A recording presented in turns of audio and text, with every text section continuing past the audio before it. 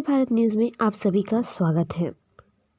गुड़गांव की समाज सेविका अन्नू यादव एवं उनके समूह द्वारा देश में महिलाओं पर हो रही अत्याचार के खिलाफ कड़े कानून बनाने को लेकर सदर बाजार से पुलिस कमिश्नर के कार्यालय तक पैदल मार्च निकाली गई तथा कमिश्नर को ज्ञापन सौंपा गया। किस उद्देश्य रखा गया ये मार्च? ये उद्देश्य है जो नारियों में अत्याचार चल रहे हैं, नारियों को सम्मान नहीं मिल रहा, नारियों को मार रहे हैं, काट रहे हैं।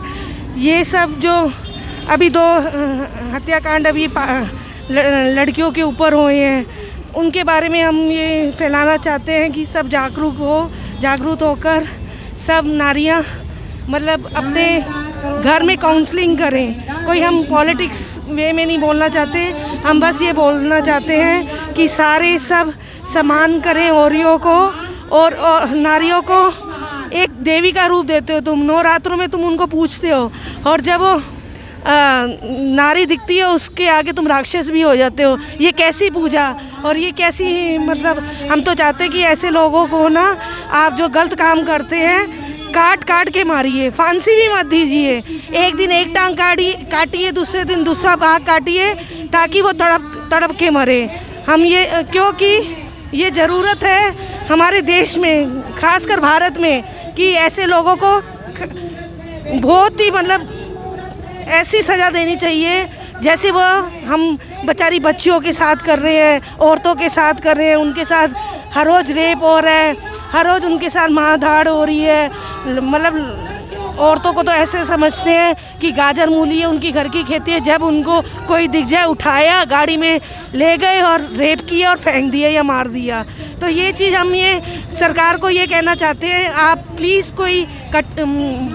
कोई मजबूत फैसला लीजिए इस बारे में और कोई ऐसा सज़ा निकालिए ताकि ये सब बंद हो जाए।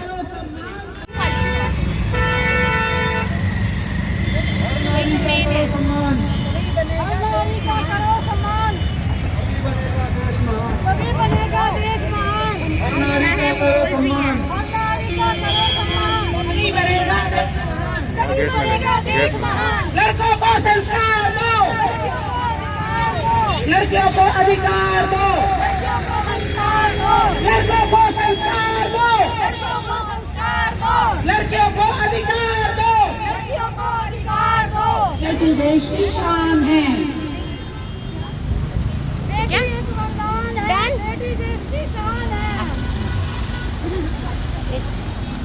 नारी का करो सम्मान तभी बनेगा। नाम? अन्नू यादव। मैम, ये मार्च आपने किस उद्देश्य से निकाला है आज? मार्च ये हमने आप पढ़िए प्लीज़। आए दिन रोज़ महिलाओं के साथ हो रहे अपराधों को जिम्मेदारी किसकी है, सरकार की या प्रशासन की? ये हमारे मन में सवाल हैं। हम लोग सेफ़ नहीं हैं, तो हमें समझ नहीं आ रहा कि हमारी सेफ्टी प्रिकॉशंस कैसे होंगे। तो इसी के रिगार्डिंग जो रोज़ महिलाओं के ऊपर हम किसी पर्टिकुलर एक के लिए नहीं रह रहे। हमारे शहर में एक दिन अखबार की शाही पे ख़त्म होती नहीं है तो दूसरे दिन फिर वही न्यूज़ आ जाती है कि आज महिलाओं के साथ ये अत्याचार हो, चाहे वो गृहस्थी का हो, चाहे वो स्कूल्स में हो, चाहे वो हॉस्पिटल्स में हो, चाहे वो रोड ट्रैफिक पुलिस में भी होता है कि लेडीज़ अगर तब ड्राइव कर रही हैं तो उनके साथ मिसगाइड से मिसबिहेव किया जाता है।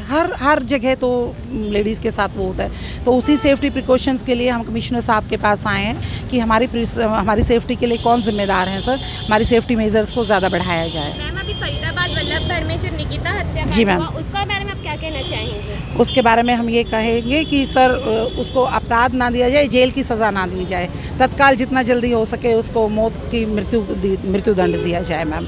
या फिर जो इस तरह का रेप केसेस करते हैं या इस तरह के इंसिडेंट करते हैं, खून के बदले खून, जब उसको मारा गया तो उसको भी चौराहे के बीच में मारना चाहिए। अपराधियों को सज़ा की जेल की सज़ा नहीं होनी चाहिए मैम।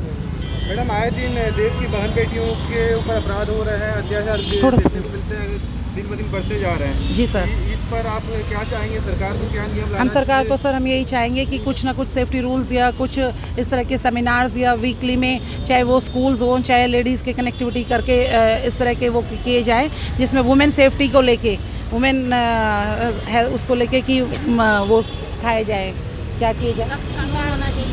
कानून तो सिखाना चाहिए लेकिन हमें इतना वो करना चाहिए, हाँ काउंसलिंग करनी चाहिए, हमें इतना स्ट्रॉन्ग बनाना चाहिए, सेल्फ डिफेंस की चीज़ें हमारे साथ क्लासेस देनी चाहिए, हमें वो अवेयरनेस करनी चाहिए कि हमारे पास क्या क्या सेफ्टी मेजर्स है। अगर तत्काल हमारे साथ कुछ होता है, चाहे वो क्लिप्स हो, पेन्स हो, हम उनको यूज़ करके कैसे अपनी सेफ्टी कर सकते हैं। और हर वो औरत को, चाहे वो ताइक्वांडो हो या सेफ्टी मेजर्स से लेकर सारी चीज़ें सीखनी चाहिए।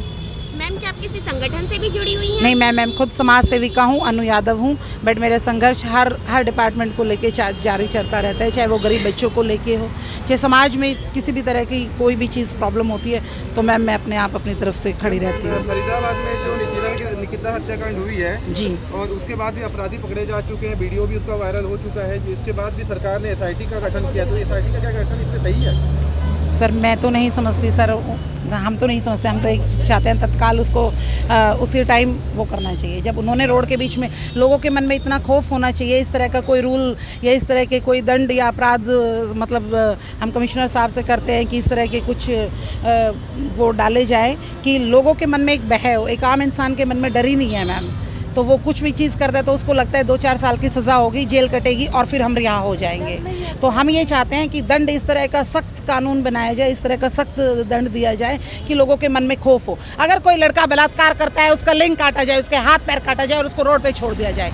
मारना सज़ा नहीं है, मारना तो उसको एक मोक्ष देना है। हम तो कहते हैं उसका लिंग काटो, उसके हाथ काटो, उसको पैर काटो और समाज में उसको छोड़ दो।